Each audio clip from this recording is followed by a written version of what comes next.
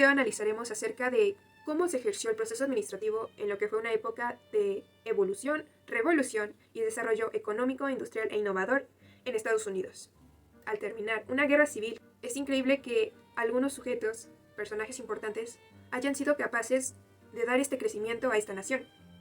Todo esto lo vamos a analizar en base a la serie llamada The Men Who Built America, o por su nombre en español, Gigantes de la Industria. Pero antes que nada, ¿sabemos qué es un proceso administrativo y para qué sirve? El proceso administrativo será la herramienta esencial que nos permitirá, por medio de la ejecución de fases como la planificación, organización, dirección y control, mejorar el desarrollo de nuestras empresas. Con respecto al uso y distribución de los recursos, ya sean técnicos, humanos y materiales con los que contamos, para alcanzar de forma eficaz nuestras metas sociales y lucrativas. ¿Te gustó el concepto? Bueno, expliquémoslo de otra manera, en base a las experiencias de nuestros personajes. El primero en aparecer va a ser nuestro Comodoro Vanderbilt, quien se va a fijar en la industria del ferrocarril y va a querer incluso crear un monopolio. ¿Cómo surge todo esto? Bueno, en un principio él era barquero, sin embargo, se fijó en la industria del ferrocarril como algo que se desarrollaría muy bien en Estados Unidos. Entonces decidió vender todos sus barcos y mudarse a esa industria. Sin embargo, también había competidores en este campo, entonces estos mismos querían deshacerse de Vanderbilt, ya sea por su edad o por su incompetencia. Sin embargo, no esperaban que Vanderbilt supiera manejar muy bien sus estrategias. Así que Vanderbilt se las ingenió y planificó métodos para deshacerse de sus competidores. De algún modo, planificó cerrar unas vías que conectaban con otros trenes de los competidores, y esto le cerró los caminos y las oportunidades a esto, mandándolos directamente a un cierre encrucijada que los llevó a la quiebra. ¿Qué fue después lo que hizo Vanderbilt? Bueno, él compró las acciones de estos mismos, provocando que su imperio creciera aún más, convirtiéndose entonces en el dueño del 40% de todas las vías férreas en total. ¡Wow! Increíble, ¿no? Supo manejar muy bien su planificación y estrategias. Creo que Vanderbilt era alguien muy listo y no le temía a nada ni se dejaba intimidar. Después de esto, Vanderbilt no se bastó, él quería ser dueño de todas las vías férreas. Tal vez poseía la mayor parte, pero él quería tomarlo todo. Quería monopolizar esta industria para él solo. El punto es que volvió a planificar una estrategia para comprar otras empresas que dominaban las demás vías férreas. Sin embargo, esta vez no le resultó como él lo esperaba, pues parece ser que no ejecutó correctamente estas estrategias y tampoco las supervisó como debía de ser. Entonces los resultados que obtuvo fueron un poco molestos y vergonzosos para él, pues perdió algún dinero tratando de comprar las acciones de esa industria que al final le vendió acciones diluidas, lo cual no sirvió de nada. O bueno, tal vez sí, pero a un costo muy grande y no esperado. Con respecto a esto, podemos ver que Vanderbilt siempre estuvo actuando, planificando, ejecutando sus estrategias, liderando a su equipo para que cumpliera con estas estrategias y así obtener resultados. Sabemos que no obtuvo siempre resultados buenos, tuvo pérdidas, pero este es el proceso administrativo. Creo que todos los empresarios van a pasar por algunos fracasos, pero aún así Vanderbilt, como todos los demás gigantes que vamos a exponer, nunca se rindieron y fueron constantemente competitivos. Bien, ahora sabemos que Vanderbilt es el líder de su industria, sin embargo, su ambición no llega hasta ahí. Entonces él quiere seguir creciendo y busca otras estrategias que le permitan ser el número uno y algo que lo diferencie de los demás. Entonces él fija su mira a un nuevo objetivo, a una nueva industria que está por nacer, la industria del petróleo. Y qué mejor que fijar su objetivo en alguien joven que apenas está ingresando a las industrias como tal. Fija su mirada en un joven llamado John Rockefeller, quien pronto se convertirá en otro personaje importante para nuestra historia. John Rockefeller fue un joven que desde muy pequeño ya tenía ideas de empresario. Vendía desde pequeño dulces y ayudaba a su familia con los gastos. Entonces, él poco a poco se fue desarrollando en ese ámbito hasta poder ingresar a la industria que ahora estamos conociendo, que será la del petróleo.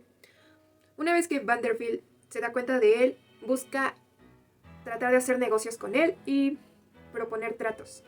A lo que Rockefeller trata de analizar para no ser intimidado por este otro, ya que lo reconoce y admira su poder, pues es uno de los hombres más poderosos de Estados Unidos como tal. Al llegar a un acuerdo, Rockefeller ya estaba planeando cómo iba a ser el trato. Le sugirió a Vanderbilt que él llenaría todos sus trenes a cambio de que le permitiera. De lo contrario, llenaría los trenes de alguien más. Sin ningún pretexto, Vanderbilt pues aceptó. De todas maneras era lo que él quería desde un principio. Parecía que todo marchaba bien, las estrategias ambos estaban coordinando. Sin embargo, algo más que propuso Rockefeller fue una cantidad que él todavía no podía producir en esos momentos. Entonces, hasta ahí no llegó todo. Trató de implementar más y más estrategias que le ayudaran a poder conseguir su objetivo e incluso superarlo. Llegó el momento en el que decidió buscar más información acerca de su producto, porque conocer más acerca de tu producto te da un paso adelante de tus competidores. Claro que en ese momento quizás no tenía tantos competidores Rockefeller, pero esto le abrió un paso enorme en esta nueva industria en la que él se convertiría líder inmediatamente. Rockefeller trató de buscar derivados del petróleo que le ayudaran a obtener más ganancias, pensando en la gente. ¿Qué le puedes dar a las personas? Y trató de buscar con científicos y investigar y encontró el queroseno. El queroseno era un derivado del petróleo que se obtenía al refinarlo, y con este podías provocar o crear luz.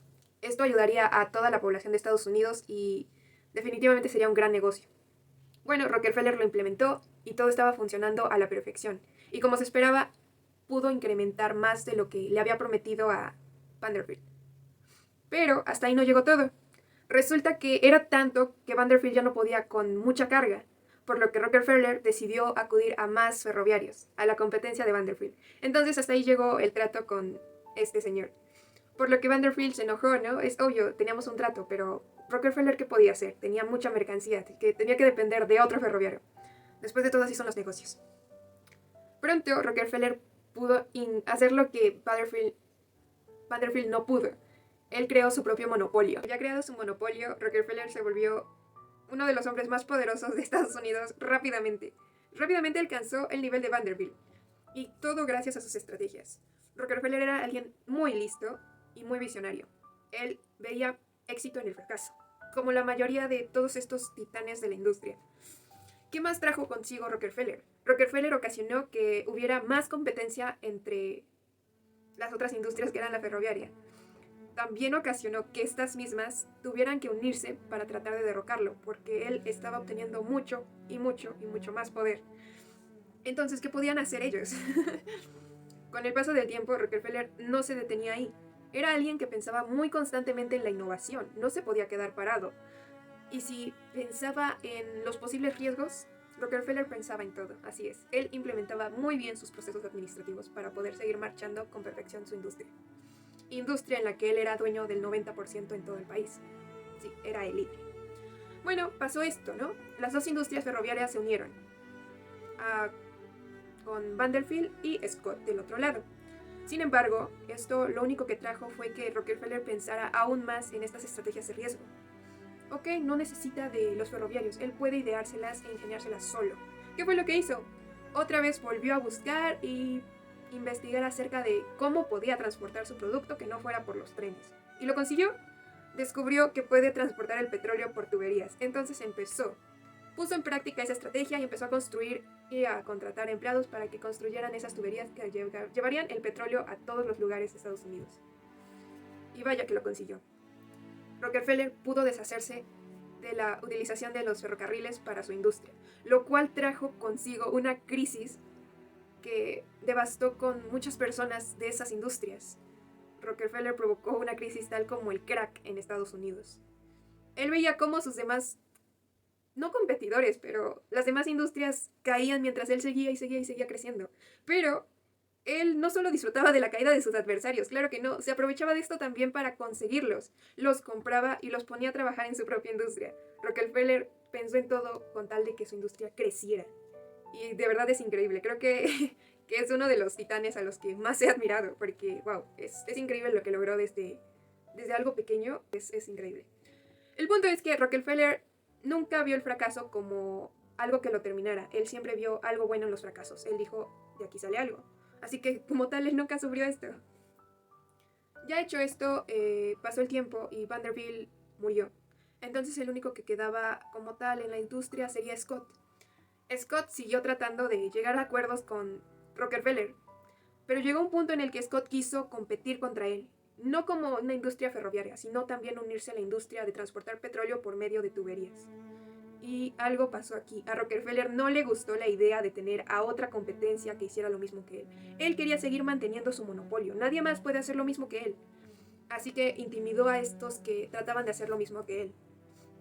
Se los dejó muy en claro. O te retiras o te tendrás las consecuencias. Y aquí es donde viene lo feo. Scott no hizo caso a las advertencias y siguió construyendo, pues... ¿Qué podía hacer Rockefeller? Ok, sí, él es dueño del petróleo, pero... ¿de qué sería capaz? Bueno, Rockefeller lo tenía todo calculado. Él sabía que si cerraba esa fuente de petróleo no le afectaría tanto. Al fin y al cabo tiene más. Compró muchísimas más de las que está sacando ganancias. Así que no habría ningún problema.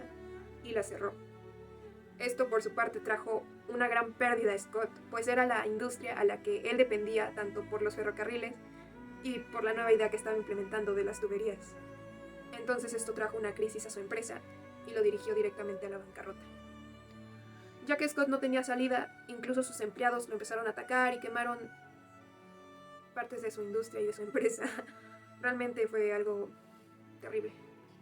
Con el tiempo, Scott también murió. Pero no todo llegó a su fin. Scott dejó un legado, y no me refiero a alguien que se hiciera cargo de los ferrocarriles.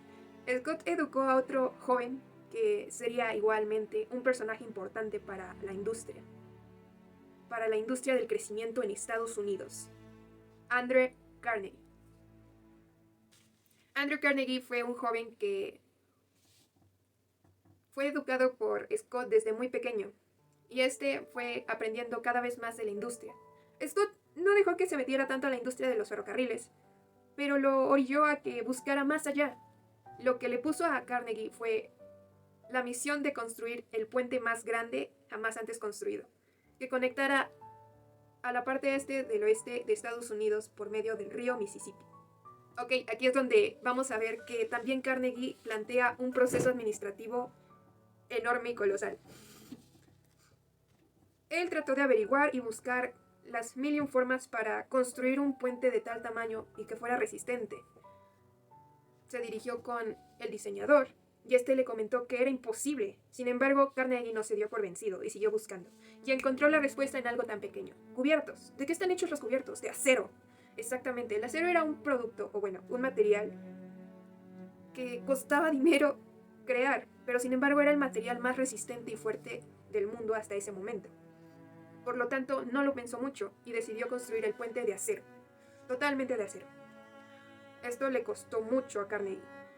Incluso parecía que todo se iba a caer, pues costaba más de lo que esperaba y él ya no tenía los ingresos suficientes.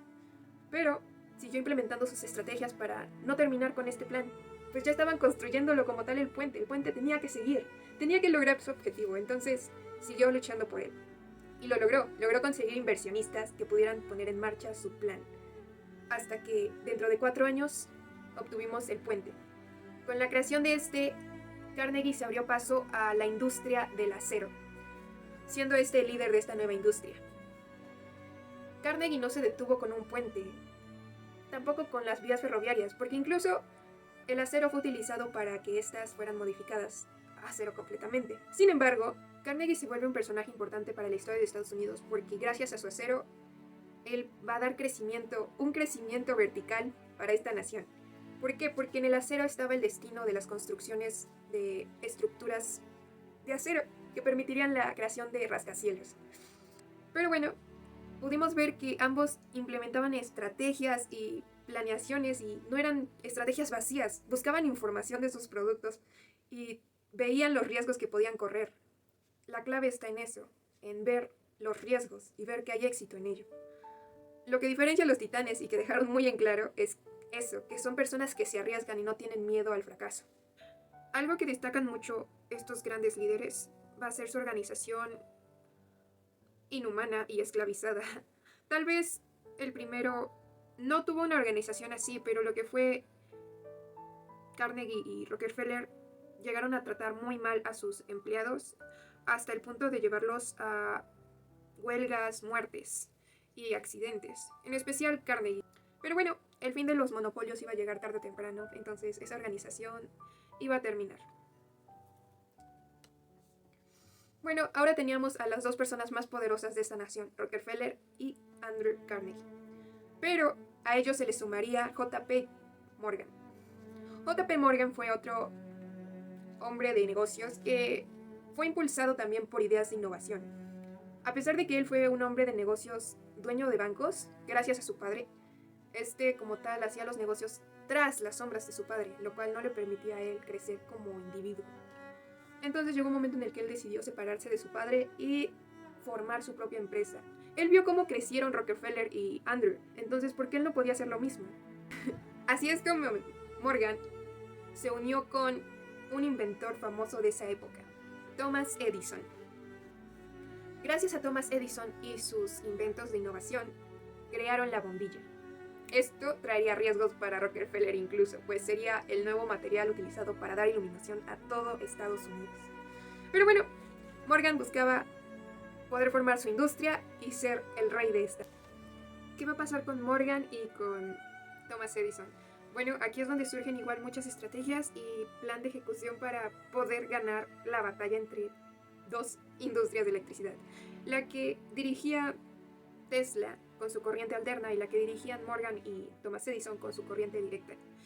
Pero pese a los intentos de Morgan, a los ataques que daba incluso en entrevistas o intimidando a la competencia, al final fracasó, pues parece ser que Thomas Edison se equivocó.